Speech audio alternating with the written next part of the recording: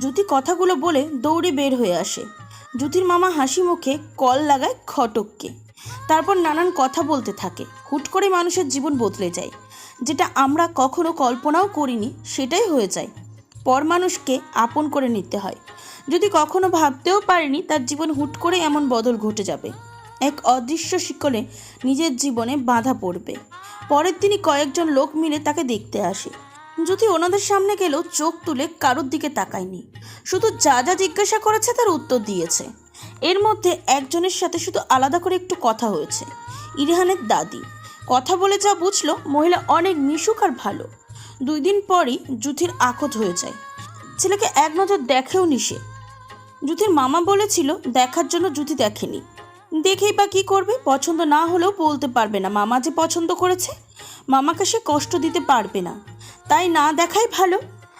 বাড়িতে কয়েকজন লোক এসেছে জ্যোতি জানে না, সামনেও যায়নি, শুধু একজন এসে সব কার্যক্রম সম্পূর্ণ করে গেছে। জ্যোতি এখন বিছানার উপর আকৃতির মতো বসে হাঁটুতে মুখ ঠেকিয়ে আছে। তার কোনো রকম অনুভূতি হচ্ছে না। এরই মধ্যে কেউ একজন রুমে ঢুকে আসে। কই কই দেহি আমার নাত বউরে।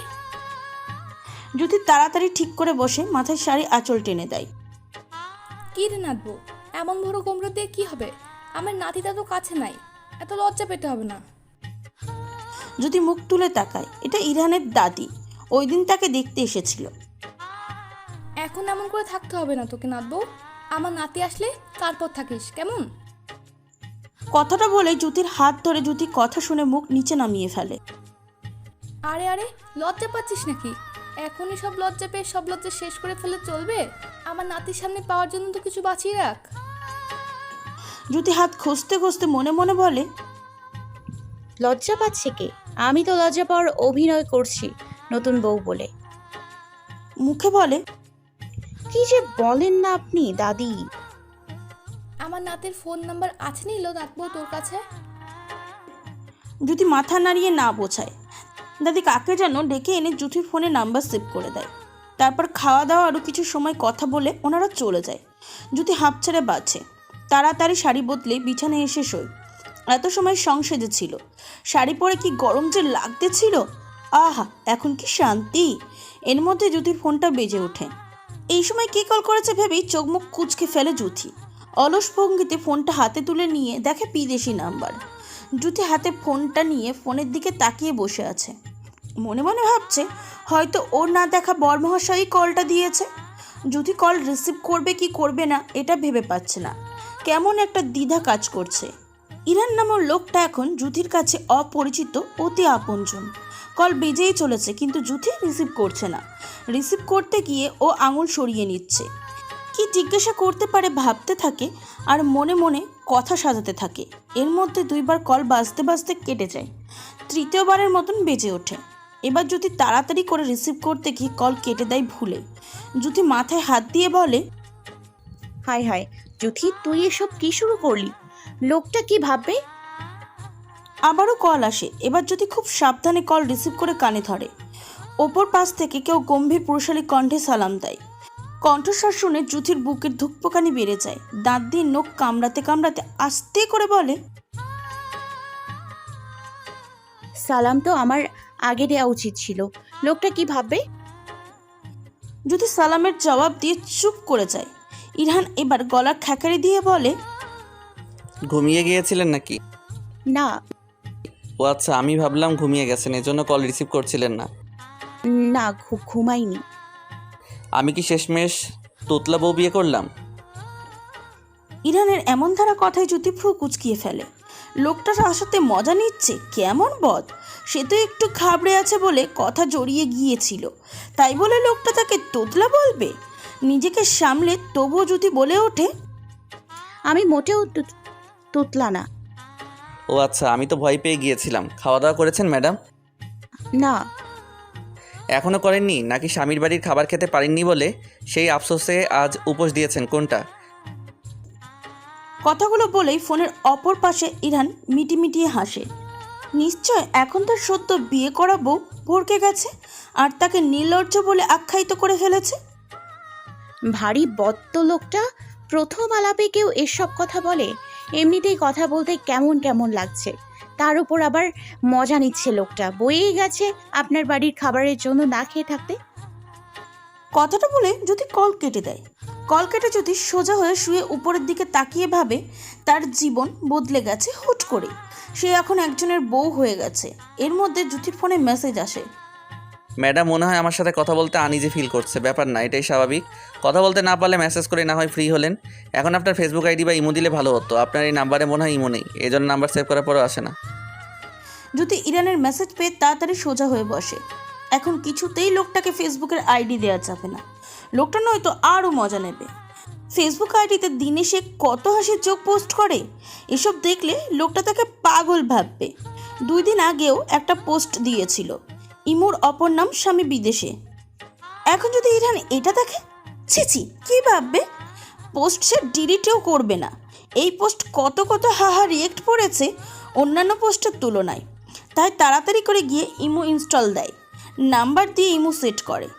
যাদের নাম্বার ফোনে সেভ করা তাদের মধ্যে যারা যারা ইমো চালায় তাদের সবাই এসে পড়ে। ইরানের ইমো আইডিও আসে। ইরান হয়তো ইমোতেই ছিল, তাই সাথে সাথে মেসেজও আসে ইরানের আইডি থেকে। বাহ, লকি বউ আমার। জ্যোতি মেসেজটা সিন করে, কিন্তু রিপ্লাই দেওয়ার আগে ইরহানের প্রোফাইল পিকে নজর যায়। ক্লিক করে। পিকটা দেখে নিজের অজান্তের মুখের থেকে মাশআল্লাহ বেরিয়ে আসে। জ্যোতি পিকটা সেভ করে নেয় নিজের ফোনে। তারপর ইরানের মেসেজের রিপ্লাই হিসাবে লজ্জা পাওয়ার ইমোজি দেয়। কে আসেন ম্যাডাম? তারপর মেসেজ দিচ্ছি। খাবো না, খিদে নেই। সন্ধ্যায় খেয়েছি, আপনি খেয়েছেন? না, সময় হয়নি এখনো খাবার। জ্যোতি ভুলেই গিয়েছিল ওইখানে যে কয়েক ঘন্টা পার্থক্য। ইরানের সাথে আরও কিছু সময় মেসেজে টুকটাক কথা বলে ঘুমানোর কথা বলে বিদায় জানায়। ইরানও আর বাধা দেয় না। এর মধ্যে সীমা ইমোতে মেসেজ দেওয়া শুরু করে। কী রে বান্ধবী, কে যেন বলছিল আমি জীবনেই ইমো চালাবো না, খুবই বিরক্তিকর জিনিস। আহা, কি ভাব নিয়েছিলি বল? আমার সাথে মজা করতি আমি ইমো চালাই দেখে। এখন দেখ, তোর জামাইও বিদেশি, আর প্রথম দিনই তোকে ইমো খুলতে হলো। জ্যোতি সীমাকে কয়েকটা রাগের ইমোজি দিয়ে বলে, তুই তোর নানির বাড়ি থেকে একবার আয় শুধু। কেন রে বান্ধবী, তোর কি মন খারাপ? দুলাভাইয়ের সাথে কথা হয়নি? তুই ওই দিন দোয়া করাই আজ আমি মিঙ্গেল হয়ে গেলাম। তুই কি ভেবেছিস আমি চুপচাপ বসে থাকবো? তোকেও একটার গলায় ঝুলানোর ব্যবস্থা করতেছি। দেখি আশেপাশে ল্যাংড়া কানা কাউকে পাই কিনা, আর না পেলে আমার একটা দেবর আছে, ওইটার সাথেই দিয়ে দিব। তারপর বড় যা হয়ে তোর চুল টেনে টেনে ছিঁড়ব, তোর ওপর হুকুম চালিয়ে খাবো। এই, তুই আমার বন্ধু নাকি শত্রু? তুই খালি তোর নানির বাড়ি থেকে আয়, পরে বুঝতে পারবি আমি কে। তারপর ফোন রেখে চোখ বন্ধ করে ফেলে জ্যোতি। আসলেই তার এখন ঘুমানো প্রয়োজন। অন্যদিকে ইরানের বাড়িতে রাগারাগি চলছে। তার মা তাসলিমা বানু খুবই রেগে আছে, স্বামীকে ধারছেন। মদখোর বেটা, কইছিলাম না এইসব বিয়ে শাদী না দিতে? আমার একটা কথাও শুনো নাই। কি দরকার ছিল এখন ছেলেকে বিয়ে করানোর? পর পরই হয়, পর কখনো আপন হয় না। যদি আপন হতো তাহলে মায়ের কাছে একবার জিজ্ঞেস করতো, মা বিয়েতে রাজি কিনা। মুখে মুখে শুধু মা মা করে, কাজের বেলা ওই তাসলিমা বানুর খবর নেই। কাজের সময় দাদি সব। এই জন্যই লোকে বলে পিঠের চামড়া কখনো পেটে লাগে না। ইরানের বাবা নিজের বইয়ের দিকে কিছু সময় তাকিয়ে উত্তর না দিয়ে চুপচাপ বালিশ দিয়ে কান চেপে ধরে শুয়ে পড়ে। এখন কিছু বলে লাভ নেই, এই মহিলা থামবে না। এখন কিছু বলতে গেলে উল্টো ওনার উপর চড়াও হবে। এর মধ্যে ইরানের দাদি চুপ থাকার মানুষ নয়। পাশের রুম থেকে সবই শুনতে পাচ্ছে। এত কিছু বলার পরও যে ইরানের বাবা কিছুই বলবে না তা তিনি খুব ভালো করেই জানেন। তাই উনিও বলে ওঠে, নিজের বেলা 16 আনা, অন্যের বেলা 4 আনাও না। আমার বড় রাতে বিয়ে করায় মানুষ এত জ্বলছে কেন? নিজের এক ছেলে যে অন্যের বাড়ির মেয়েকে চুরি করে নিয়ে এসেছে, সে বেলা তো ভেজা বিড়াল সেজেছিল, একটা রাগ কাটেনি মুখে দিয়ে। এখন জ্বলতেছে আমার নাতি টাকা কম দিব সংসার, এই ভয় না।